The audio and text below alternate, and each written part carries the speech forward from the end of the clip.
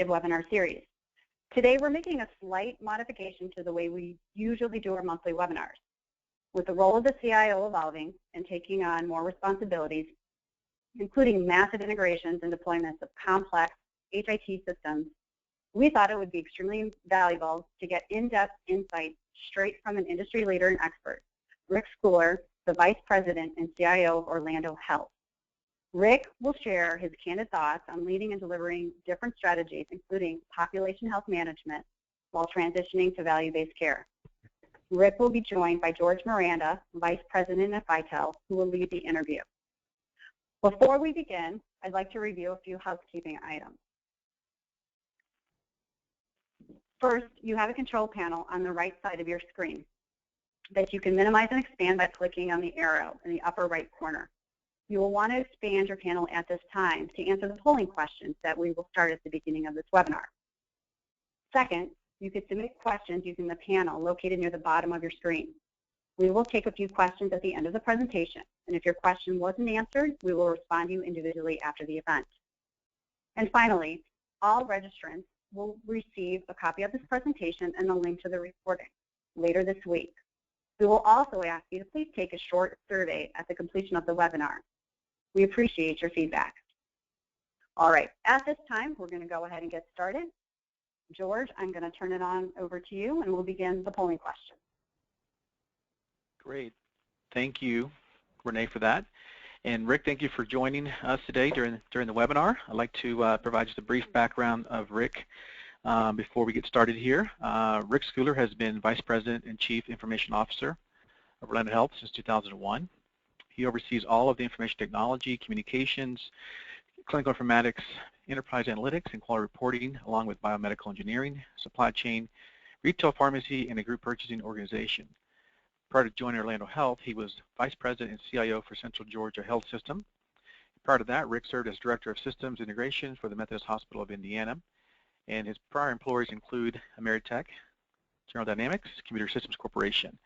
Rick has received numerous recognitions and awards, including several prestigious awards, such as the John E. Gall Award, Healthcare CIO of the Year. It's an award given by Chime and HIMSS.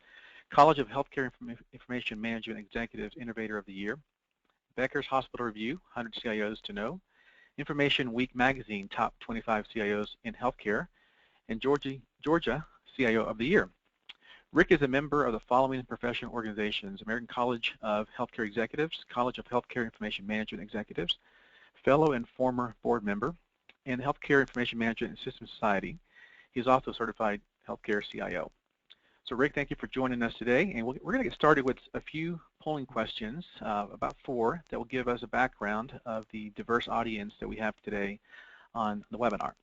So if you would mind taking a few seconds to click on the screen to describe the type of organization that you support your efforts, either a CIN, hospital, health system, physician group practice, or another organization. And we'll pause for just a few seconds to give everybody a chance to provide their input, and this will also help Rick Schooler as he provides his background and also his insights into his information. So there's the results. Looks like group practices definitely have the lion's share of the audience, which is good. Thank you, Renee. Let's go on to the next question here. The next question has to do with, see here. Give Renee just a second to catch up here. Here we go. More on your role. If you could please describe your role in the organization that you support, either IT, executive, VP, director, manager, operational, quality, provider, or another role. I know we have a very diverse group of attendees today that have registered. And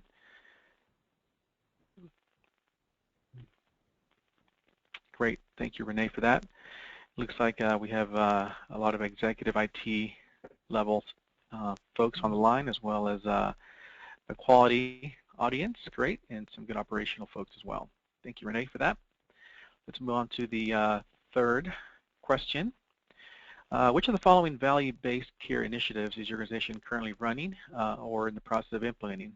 You're able to select all that apply: patient-centered medical home, building or managing a clinic integrated network, CMS or commercial ACO, Medicare Advantage, or in the process of doing the CMS Chronic Condition Management Program, CCM, which just came out this year and has received a lot of attention since the inception. Let's see the results there. Looks like PCMH is top of mind for a lot of the attendees, followed up by commercial ACO and CMS certainly. And the CCM, wow, it's tied with the ACO initiative, so very much into Medicare Advantage, quite high as well. Great, thank you for that information, Renee. So let's go ahead and move on to the last question. Which HIT applications does your health system use to meet your population health goals? And again, feel free to mark the one that most appropriately fits your organization. EMR only, EMR and patient portal, EMR patient portal and care management automation software. So we'll see what the audience is looking like. The last question there looks like there's a gamut of applications being utilized in conjunction with an EMR. So that's about right. Great, thank you, Renee, for that. Let's go ahead and move on now. Rick, thank you for joining today again, and I want to just give you an opportunity to provide a brief background on Orlando Health, and we'll get started with the interview.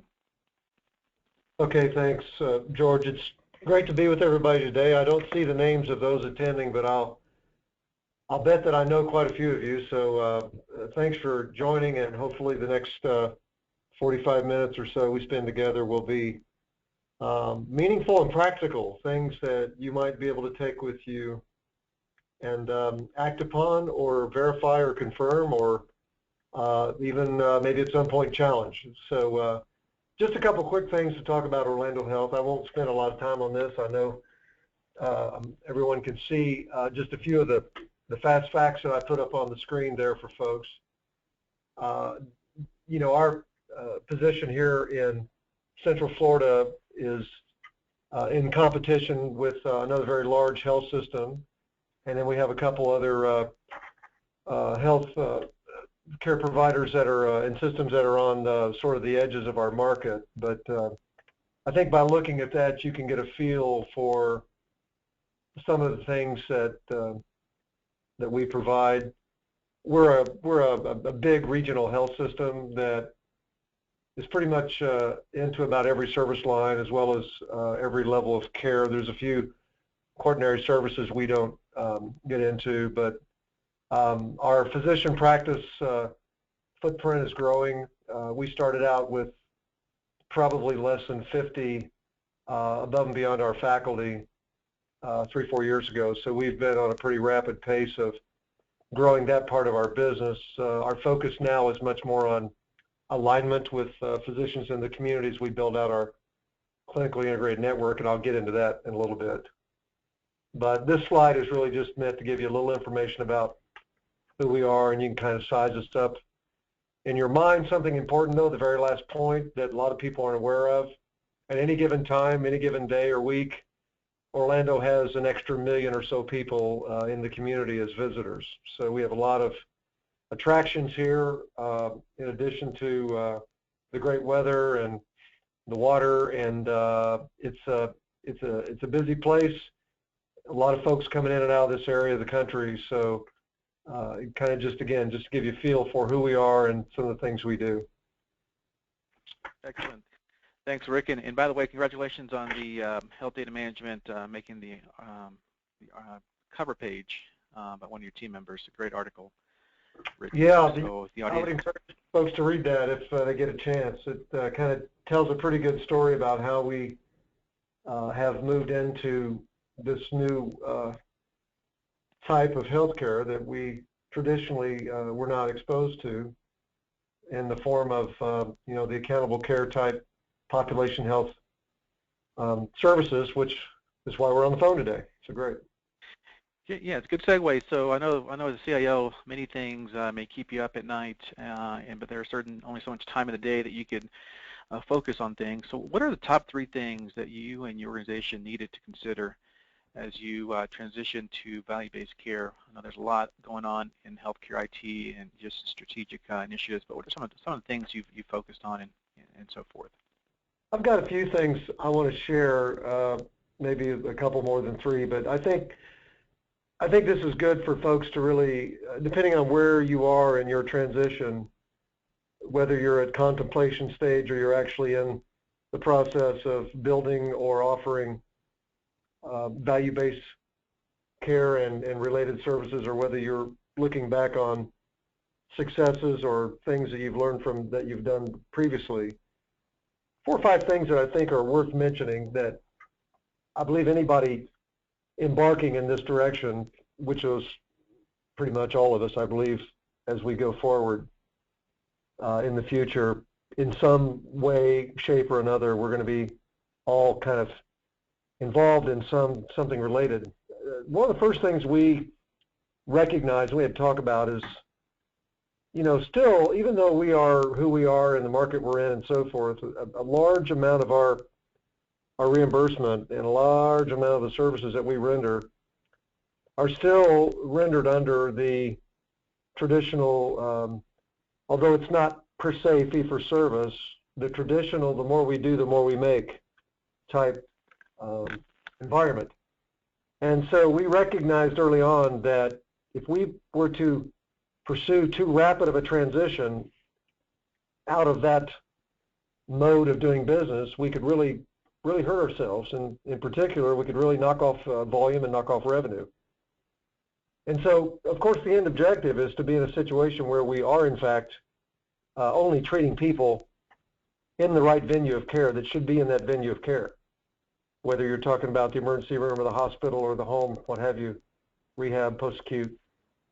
So we know that as a long-term objective, we have to ensure that we get to that end to survive in whatever the reimbursement model looks like, regardless of the kind of contracting we have, whatever kind of bundled scenarios we may be in, and so forth. Should we take upside risk? We knew that transition is going to have to occur, but the question is, how rapidly should we go down that road? Well, we started, like most people have, with our readmissions because of the potential Medicare penalties for readmissions. And we noticed pretty quickly that by doing a better job of keeping folks out of the hospital, particularly within the confines of the law in terms of reimbursement, that it would indeed reduce our volume. And we began to see that pretty quickly. We began to see activity in our observation areas as well, increasing and so forth.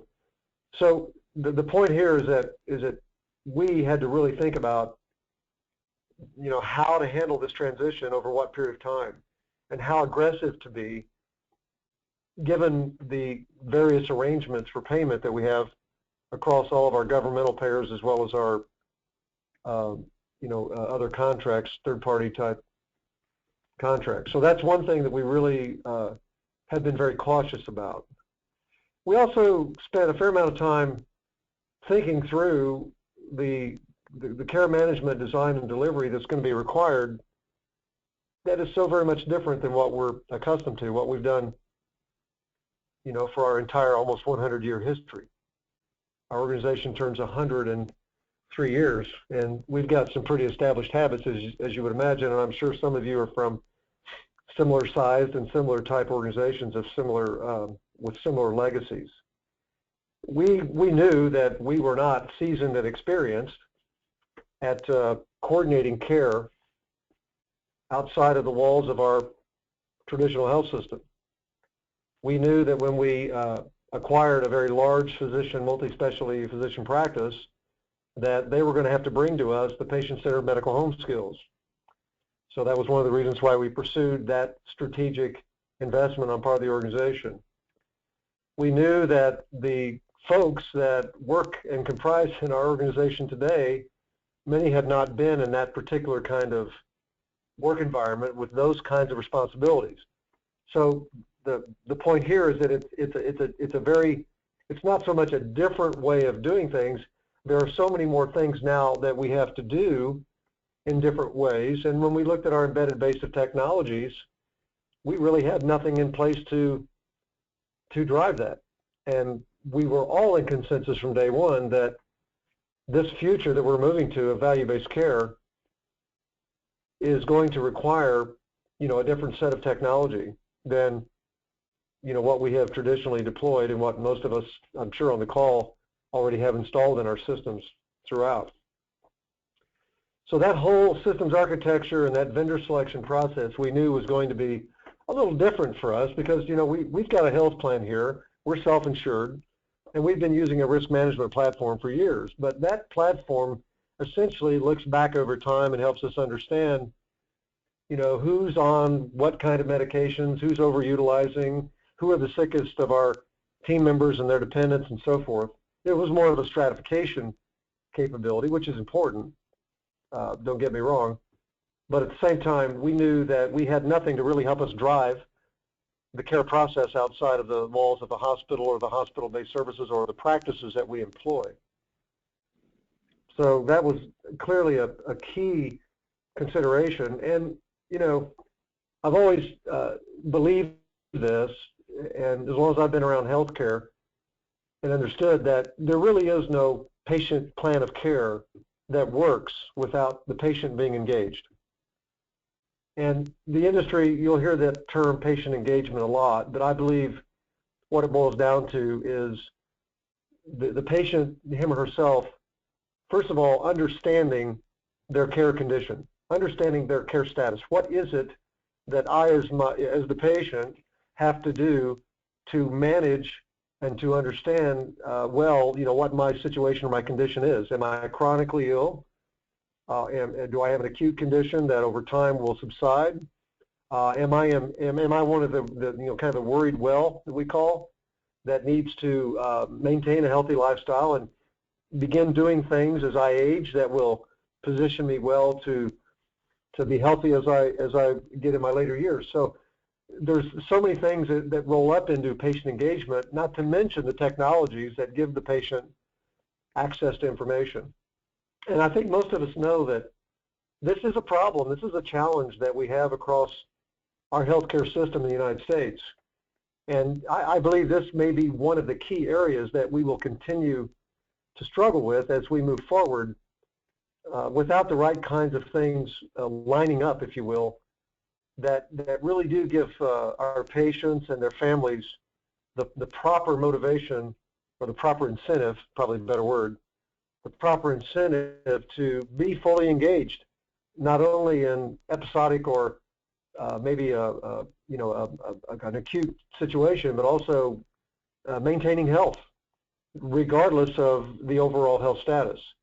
And as Americans, I think we're all going to be facing that reality that this is really our future and our children's future, and future generations will become more engaged in their own health care. There's just no way, there really is no way around it, based on how things are shaping up and where the accountability is going to be moving. So those are some things that we kind of knew that we had to think about as we moved forward in this game. And, the underpinnings of everything that we've been planning and thinking of here with regard to our future in value-based care, accountable care, managing population health, pick whichever phrase you want to use to describe it.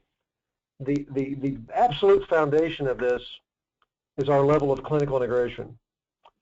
About 5 or 6 years ago, we put a vision in place and a strategy to drive that vision that really said that we're going to become an organization that has a clinically integrated model of care with, our patient as the very first consideration in all things that we do. And saying that you're clinically integrated is certainly one thing, but actually getting there can be a whole different set of challenges and than from what we've historically known in healthcare. I'm one who would tell you that there really is no accountable care. There really is no ability to manage a population's health status. There is no way to deliver a value-based set of services as a provider unless you have clinical integration.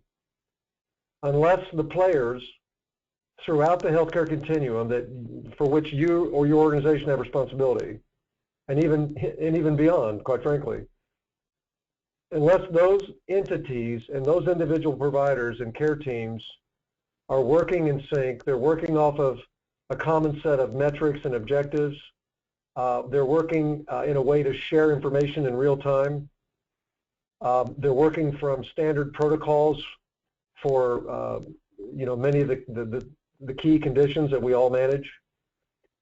Unless you get that alignment, whether they're employed or whether the providers are aligned private or other organizations that maybe even historically have been competitors, however your organization decides to draw its clinically integrated network, we believe here at Orlando that without that as the foundation, it's going to be really difficult. And of course, part of that clinically integrated network is the technology platform and the architecture to move that information and capture and move that information as it needs to be handled. But without that, it's going to be really tough. So those are some things that I would just, in response to that question, I would share about things that we had to consider as we embarked upon our transition toward the value-based model.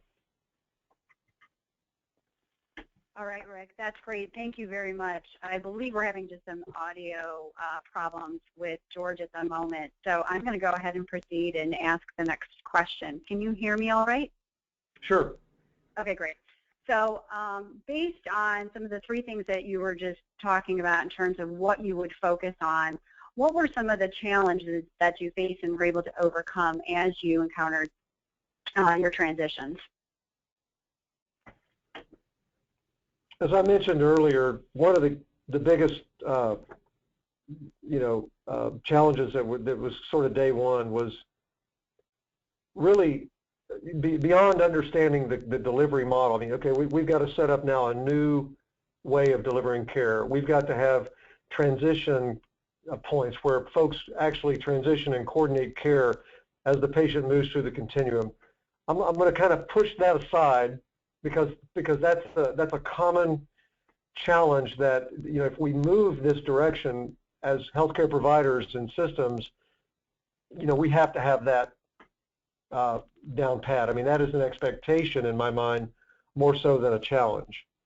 I want to turn my comments with regard to challenges kind of more toward some of the technology and the information architecture required. Understanding that particular set of systems and features and functions that are required to make this happen, that's a hill to climb. And over time, we've been paying a lot of attention to other organizations that have been at this for a while. We've paid attention to what progressive health plans have done. We've sort of thrown in some of our own ingenuity into that, but we kind of, right up front knew that there's a certain set of IT that's going to be required along with the right people. And again, the right people being those that are actually delivering the care in what I referred to just a couple minutes ago as the expectation of being able to survive and thrive in this new world. But so some of these core technologies are essential, and depending on which venue of the care continuum you're in, it may or may not include one or more. But for example, we all, I think, understand that the electronic medical record is pretty much the ante, if you will, to play the game. And it's no longer the strategic imperative. It's no longer the big thing it used to be for the last many years. For the most part, as we move forward, the EMR is an expectation. It's really infrastructure. It's essentially one of the givens that has to be in place, and I think most people appreciate that. We talked about the patient engagement side of things with a robust and effective patient portal. That's another system or technology that has to be in play. And if you're a system that has multiple EMRs across your contingent of facilities or practices that you might employ or own, you've got to have a platform that'll pull all that together. And I know many of us just can't afford to go out and gut everything and put one platform in place. And when it comes to the EMRs, that's where a really effective patient portal is going to have to come into play in order to bring that information together so that it looks to the patient as if it's all in one spot. We can't keep continuing to run our patients ragged chasing information, as well as our providers. Many of us will be making use of health information exchange platforms, or HIEs. You know, the important thing there to note is that kind of like the patient portal serves a certain kind of need for our patients. Well, look at it from the provider standpoint. Those HIE platforms, if done appropriately and correctly, will surely help out the folks throughout the continuum. The ability to see integrated information from multiple venues, which may or may not even include those that are under the umbrella of a given organization, but it may be more of a community type thing where information is coming in based on the scope of one's clinically integrated network. So that's a consideration in order to move that information around that integrated network, where you will undoubtedly have multiple EMR platforms and multiple registration, scheduling, and billing systems. The HIE is going to play an important role as folks develop and expand their integrated networks. Of course, the need for a population health or a risk management technology are very real. The ability to identify patients who are in need of care that are not getting it, the ability to remind patients that care is due, the ability to stratify and to analyze what's going on, either from a provider performance standpoint with a population or a segment of it, as well as what's going on in terms of EMR activity for patient encounters throughout the respective health system. A population health platform is essential to make that happen, but that doesn't happen without the respective EMRs being in place, and then also an appropriate analytics engine, either as part of that particular population health platform or maybe as a separate data warehouse or analytics type capability. But those are 5 key technologies, I think, that you know, we saw pretty quickly we had better get in place, and that was, you know, about 4 or 5 years ago when we started down our road of getting to where we are today. Buying those systems and convincing those folks involved to use those technologies, you know, driving their workflows, using the appropriate protocols throughout the continuum, and therefore driving their decision making. This was another area that we knew was going to be hard to find. For example, that population health platform that really did what it needed to do. When we were doing our search about 3 years ago, it was there were several. We started with, I think we had 14 different organizations that claimed to have a solution, and you know, the list got whittled down pretty quickly to about 2 or 3. But that was a challenge, because it was a piece of software and a sort of an amalgamation of technologies that we had not necessarily tied together before, and it was going to be driving some new workflows. So those were challenges as well. Understanding also about the use of analytics. You know, a lot of us have read and have presented, talked, discussed, what have you, the whole notion of analytics. And, you know, for a lot of people, we've made a lot, you know, a lot of progress has been made in moving their organizations to effective use of what many industries have been using years ago. I remember my first data repository / data warehouse I put in place. It was 1989 when I was in the telecom industry on a Teradata platform.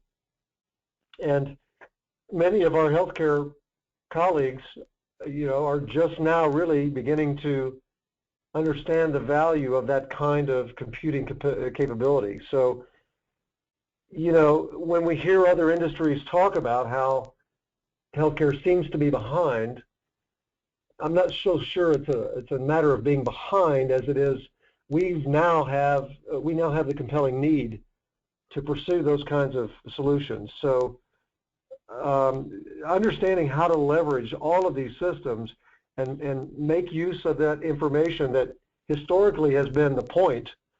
You know, the point has been automate the process. Well, now it's no longer the point of automating the process. I mean, we're still doing that, right? But now it's about sweeping or mining that information into another kind of platform or another kind of function, software function that can allow us now to do things that we've not historically done. And the last thing I'd mention in terms of the challenge kind of relates back to some of the things I mentioned early on in our call today about driving patient engagement. We knew that the product that we were going to select, along with our patient portal that we were also at the time beginning to install, had to get patient engagement to a new level. You know, as I said, reminding patients of their appointments and their treatment that's due, as well as finding those who need intervention, as well as looking at physician performance or a physician group's performance for a given population based on a set of metrics that are driven by a contract. I mean, these were all things that we knew were coming, that the patient being in the center of all of it, something had to change. And so we knew that there had to be a focus and a tough hill to climb, quite frankly, on the patient doing his or her part. And we know that patient monitoring technologies are going to be key as we move forward. That'll begin to bring us even more information about what's going on with our patient in real time, even better than what many of us have today. So again, in addition to the challenges that we faced, and as far as just delivering the care, understanding a new care delivery model, we knew that the technologies going forward were going to drive that or enable it. So that was really where the key challenge came from, is, okay, getting the right technologies in place, you know, the 5 or so that I mentioned, getting the right technology partner in each one of those categories of system in order to really allow our organization to have the legs to drive the new care delivery model and ultimately to drive toward results. So those were some of the key challenges that we knew going into it. As I said, again, aside from the actual care delivery model itself, these were things that we thought a lot about and planned quite a bit for. Excellent. That's great. Thank you. And obviously, being able to leverage the different technologies to automate your processes as well as to sweep and mine your data is ultimately going to be able to engage your patients the way that you want to do it, you know, transforming into really the next 3 to 5 years. So with that, I'm going to turn it back over to George. George is going to go ahead and ask a couple of more questions. George, are you back on the line? I am back on the line, so I'm hoping that the audience can hear me okay. Rick, that was an excellent description of your challenges, and I'm going to just kind of ask a follow-up question regarding those challenges as you seek to implement these different technologies within your organization, and you go try to obviously to round up and seek support. How have you been able to cost justify an ROI or the overall investment that you've had to make in these technologies? I've talked to a lot of people over the years about trying to justify, for example, the ROI on a EMR. And I think where you've got to get your organization to understand, where you've got to get them to understand the fact that if we're going to play in this game, if we're going to do this, there is a requisite group of technologies that have to be in place. So what we did here was we started talking about that, you know, a couple of years before we really knew that we would be pulling the trigger on most of these investments. But they were all part of our IT plan. We have an IT plan that looks out 5 years, and we refresh it about every 2 years or 3 years, we'll make a serious change to it. But given that this was so much part of our organization strategy, as I said in the beginning of our call today, we had a strategy and a vision to become a clinically integrated, actually a patient-first clinically integrated model of care. in very tight collaboration with our physicians. So that was our vision, and we built our corporate strategy, and we built all of our IT strategy right up underneath of that. So once it was laid out and people understand here are the pieces and the parts that are going to be required to make that happen, it wasn't so much about having to sell the ROI. It was a matter of, yeah, I mean, everything boils down to a budget, of course. And you have to be responsible and accountable for the money you spend, and you do need to get these technologies functional as quickly as possible. But that was really the way we approached it. We weren't so wrapped up in understanding the ROI. Now, when we go to make an acquisition of a practice, for example, or a large group of physicians, or even another hospital facility or a small health system, you can believe, yeah, we're talking about what is this going to mean, in the long run. Well, we were looking at that through the lens of clinical integration. So there again, we knew there were going to be expenses involved, and we understood that in order to play a clinically integrated game, which would lead us to be able to do population health management, which would allow us to be an accountable care organization, which would allow us to deliver value-based care versus more and more of the same. We just had consensus with the executive team that these investments were absolutely required and just part and parcel of doing it. So that's, if you get wrapped up in trying to put a hard financial ROI on investing in a population health platform, it's going to be a struggle, because it's so much about what it enables to be done versus so much what is the end result ROI. Because you can't calculate that end result ROI without having the technologies in place. So we went at it from that perspective, with the understanding that there is a budget that has to be worked within, and if we vary from that, we have to have a pretty good reason why. So Rick, along those lines, have you seen an ROI for any of the 5 technologies that you've described earlier? Well, for example, when we implemented, years ago, when we implemented our hospital-based EMR, we set a specific target for labor reduction, and we achieved it. As we implemented our patient portal, we essentially said, okay, we want to have a certain number of patients engaged in this portal by a certain time. And I'm sure people on the call have done that one as well as the EMR. With the HIE, we have a capability inside of our HIE that really allows us to drive a physician office workflow in a way that doesn't create more work. It creates less work to get information on a patient. So those are the kinds of ways in which we talk about ROI. It's a return, but it may or may not be able to tie to a specific return.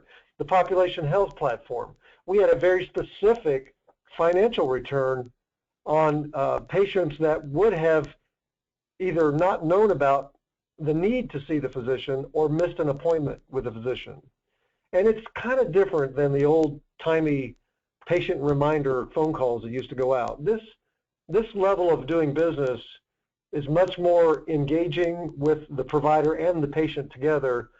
It leads much more into care coordination and a relationship with the patient. But we had very specific revenue targets that we actually exceeded because of the advent now of a population health management tool that actually brings more people into the office when they need to be there. Not about volume, but it's about getting the right people at the right venue of care at the right time. Excellent. Thank you, Rick, for that. We're going to go through a couple more questions. I know we're getting here short on time, but I want to go ahead and shift over questions, really looking more out, out into the future, and get your perspective on that. In your mind, what does healthcare IT look like in the next 3 to 5 years, and from now, and how are you planning for that new perspective and new landscape? Well, the first thing I want to mention makes me sound like a weatherman, but I'm telling you, cloud, cloud, cloud. Anybody that doesn't believe that more and more, if not eventually most of our computing architectures will be cloud-based, is going to be in for a surprise. I don't need to go on and on about that, and I think everyone on the call probably knows what I'm talking about, but I've been surprised myself over the last few years of the increasing rate of technologies that are now available, some that I thought would never be, we would never even be comfortable, much less the fact that it would actually begin to be available in the cloud. But that would actually do that. We'd actually consider moving, this particular part of our infrastructure or this particular application to the cloud. So I would tell everyone to keep your eyes on the clouds, because I believe there's going to be a lot more of that in our future. And not just applications, but also a lot of our infrastructure as well. Infrastructure as a service as well as software as a service. I do believe that clinical integration, as we've talked, is going to drive a lot of pressure and really spike the need for interoperability. And this, depending on what level you're paying attention to what's going on with ONC or what's going on with some of the work that Chime or HIMSS or CLASS are doing, the interoperability subject is going to be in very close focus as we move forward. And I believe we're going to see some breakthroughs on things that many of us have been struggling with for a long time. And I'm really hopeful, because one way or another, we're going to have interoperability. Now, maybe it ends up being just more at the local level, and that some of the dreams and the visions of a nationwide interoperability platform, maybe that gets realized to some degree, but I'm very confident in saying that at a local level within your integrated network, it has to be solid. So I'm looking for a lot of things coming in the realm of interoperability that are all positive. Of course, analytics is going to keep receiving more and more attention.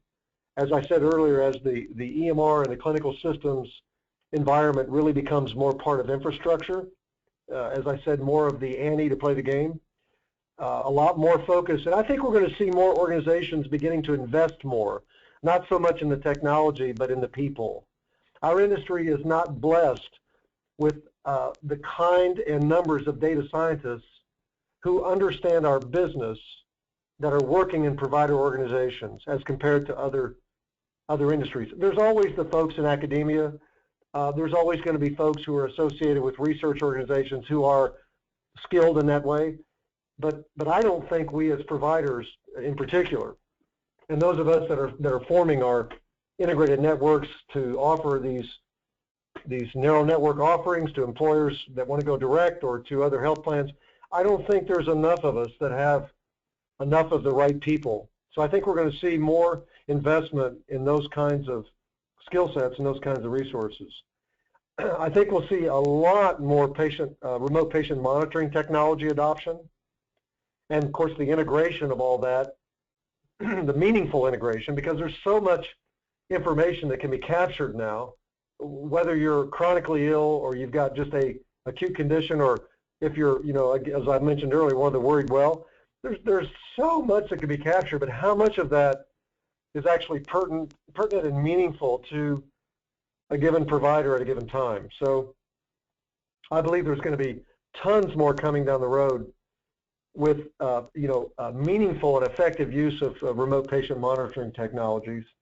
And along with that, kind of in the realm of telehealth and televisits, I think those are going to become mainstream.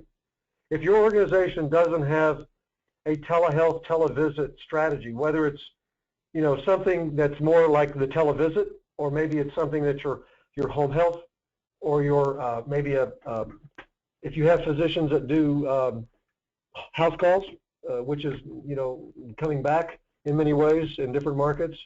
Regardless of how you intend to use it, maybe you're going to cover your ICUs with it, or you're going to give someone that's in a very remote location the ability to see a specialist, or to maybe a level 2 trauma center that can communicate through a telehealth or a telemedicine application to see whether or not a patient needs to be transferred to a level 1 trauma center. Whatever the application or the use case may be, I think we're going to see a lot of progress and a lot of pickup in the adoption of what has traditionally been known as telemedicine, but as you all know, the technologies are changing, and the ease of use, it's really becoming a consumer tool.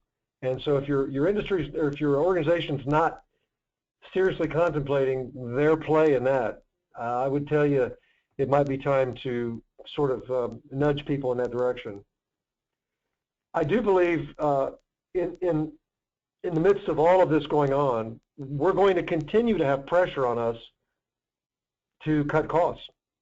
And it's sort of a rough place to be in when there's a strategic imperative to make investments and to do certain things and to have certain kinds of skill sets and plans and priorities and people and programs in place, while at the same time we continue to battle the shrinking reimbursement model, being driven by many things.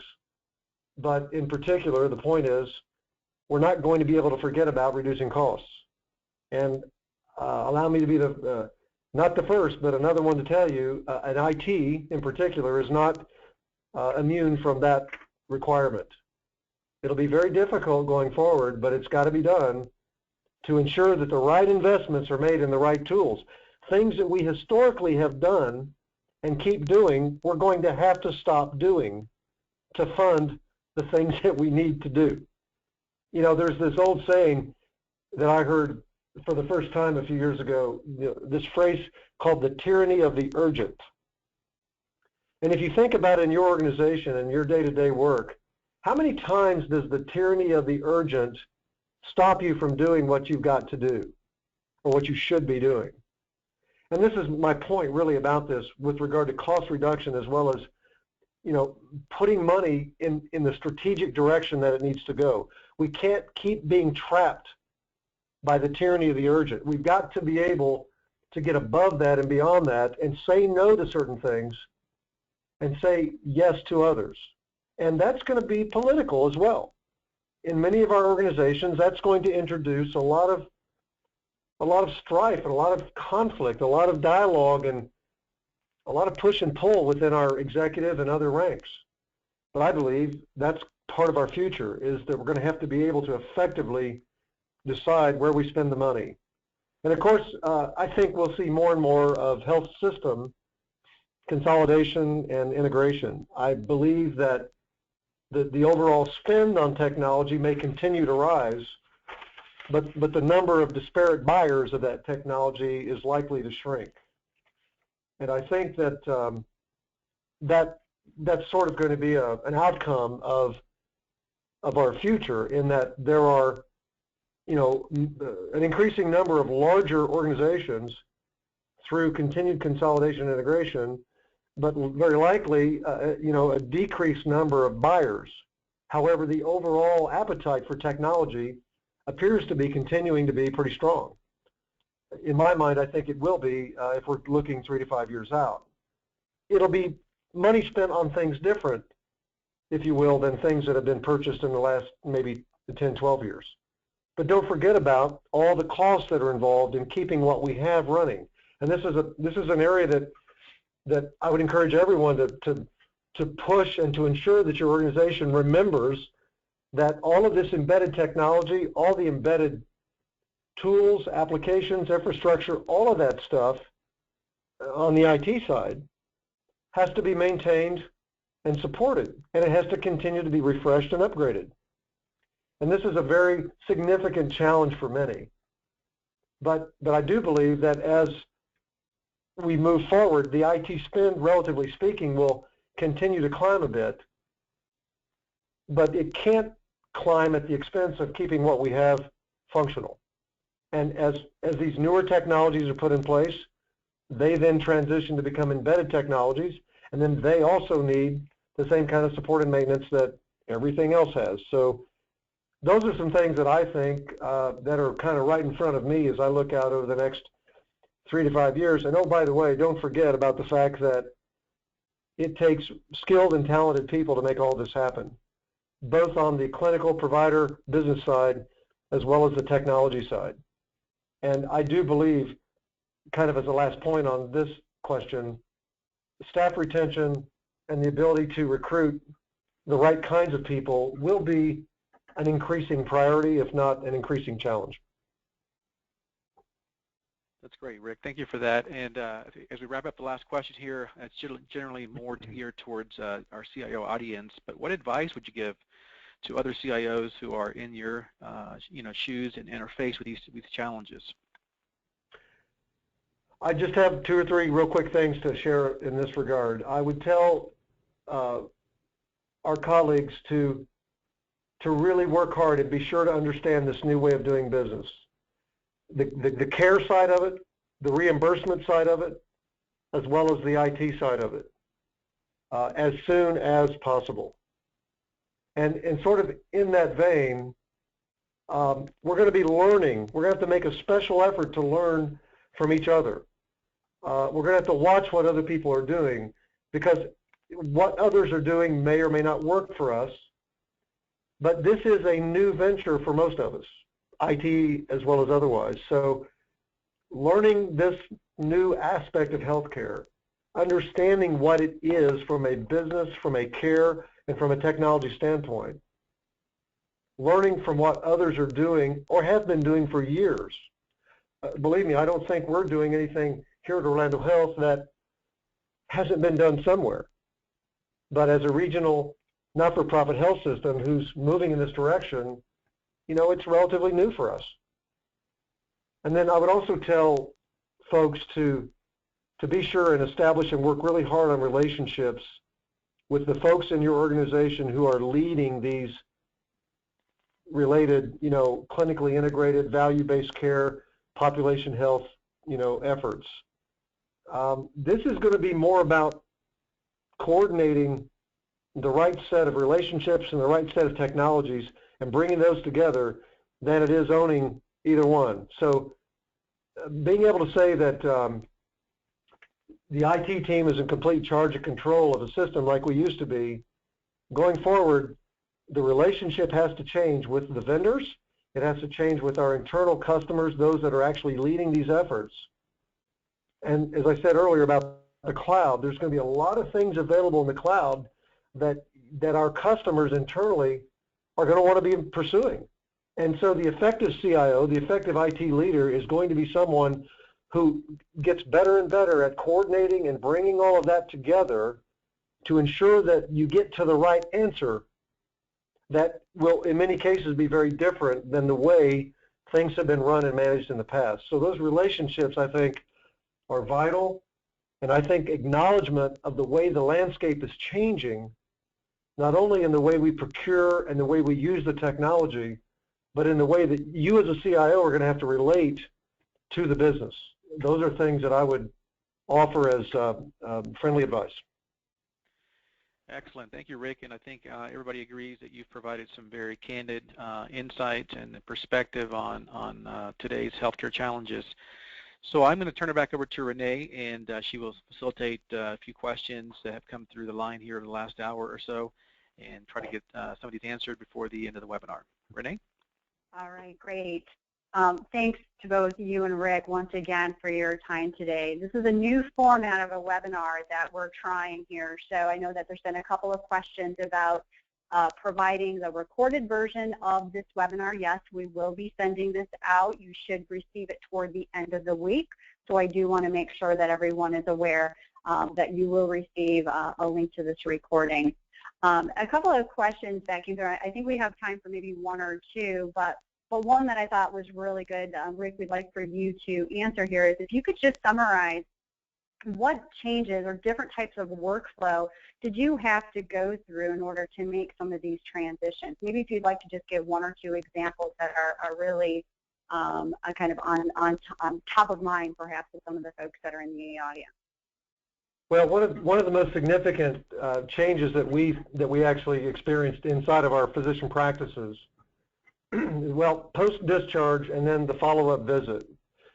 Traditionally, this has not been that much of a priority, but as we began to integrate our health system, we began to quickly realize, okay, it's really important for us to ensure that the minute that patient is being discharged from one of our hospital facilities, that our physicians in those practices know about it and that we're able to schedule that follow-up care, whatever it is, immediately. Now, traditionally, a lot of health systems would say, okay, well, that's home health.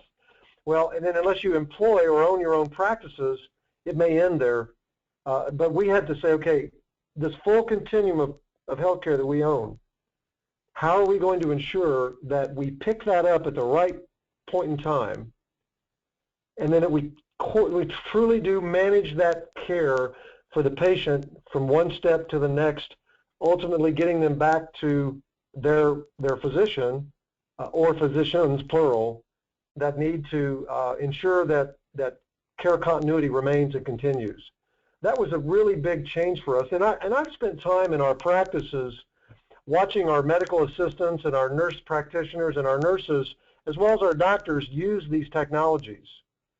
And so, introducing that as a cultural change to where, folks are used to looking in the registration or the billing system, or they're used to looking in the EMR. Now they're going into another platform or two, and they're changing. Their mindset has changed in terms of the overall focus. They're beginning to think much more about the patient's end-to-end care in terms of what's next and what's a priority, as opposed to just filling up the registration log for the day, or just telling the doctor, you've got these appointments today.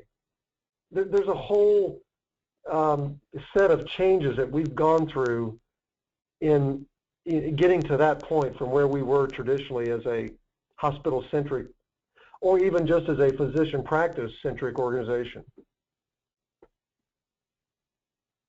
Okay, great. And I do want to be respectful of everybody's time. There are a couple more questions, and I believe that these questions will definitely get us past the 1:30 Eastern time frame. So at this time, George, did you have any closing remarks? No, I think it's been a good discussion today, and we will definitely want to share this with the audience. And someone also recommended that we may even transcribe it, so it's a good recommendation. So we will consider that. Rick, thanks again for joining us today. And Renee, I think you have the follow-up instructions here for you to contact for any questions. Feel free to reach out to me directly and or Renee, and we'll be glad to coordinate any discussion with Rick or any other customers of FITO who have a perspective on your question. Wonderful. And again, thank you, Rick. We really appreciate your time today. My pleasure. I hope some of the comments helped. Absolutely. And again, we will follow up with each of you individual for those questions that we weren't able to get to. And also, please look forward to our next executive webinar series. It will be posted in your email coming this July. It's usually the third week of July. We're just firming up those commitments as we speak. At this time, the webcast has ended. Thank you for attending, and have a wonderful week, everybody. Take care.